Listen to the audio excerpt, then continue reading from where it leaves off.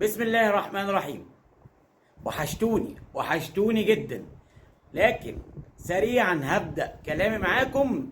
النهارده كان في ماتشين مهمين، ودي أول ماتشات في البطولة الأفريقية، سواء في الكونفدرالية أو في دوري الأبطال. الزمالك قدر يتغلب على البوليس الكيني بهدف لعبد الله السعيد، وللاسف الشديد الزمالك النهارده كان سيء جدا جدا جدا في المباراه، لكن قدر ان هو يتغلب على البوليس الكيني بهدف لعبد الله السعيد خارج الديار. كمان بيراميدز النهارده فاز اتعادل خارج الارض 1-1، واحرز عن طريق النيران الصديقه الشيبي هدف في مرماه. لكن الاهم بقى الشياطين الحمر، النادي الاهلي معشوق الجماهير.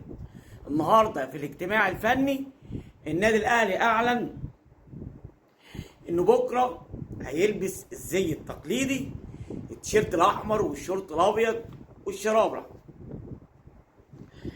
وجورماهيا الكينا هيلبس الطقم الاخضر بالكامل، وحارس مرمى النادي الاهلي هيلبس اللبس السماوي.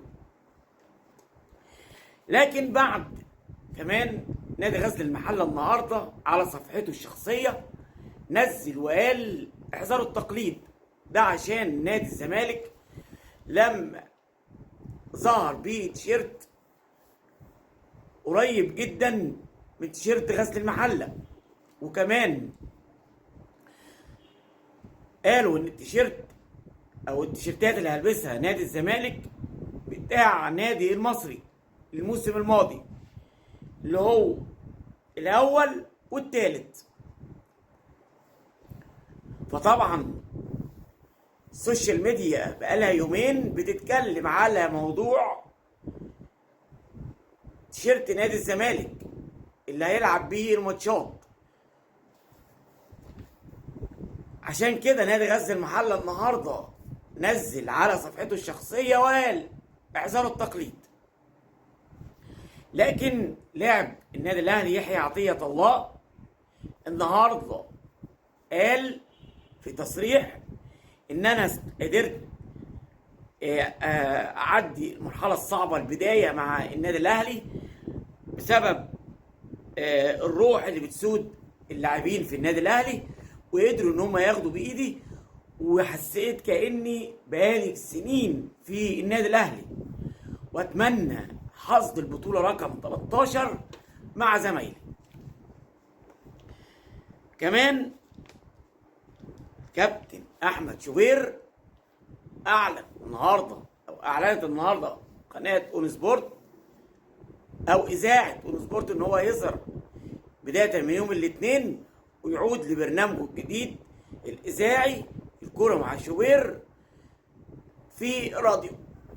لكن التلفزيون لسه في احد القنوات، لان هي نفس الشركه اللي ماسكه القنوات، فمن المحتمل برضو هيعلنوا عن القناه اللي هيطلع فيها او يظهر فيها كابتن احمد شوبير.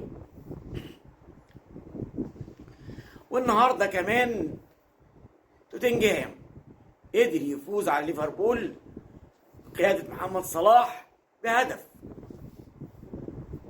المباراة كانت قوية جدا من الجانبين، لكن قدر توتنجهام يترجم المباراة واستطاع الفوز على ليفربول بهدف، وحصد 3 نقاط مهمة على حساب ليفربول. لكن بكرة إن شاء الله في مباراة النادي الأهلي بنتمنى زي ما تمنينا طبعا توفيق لنادي الزمالك النهارده، بنتمنى برضه توفيق بكرة للنادي الأهلي في اولى مبارياته الافريقيه قدام جورماهيا الكيني.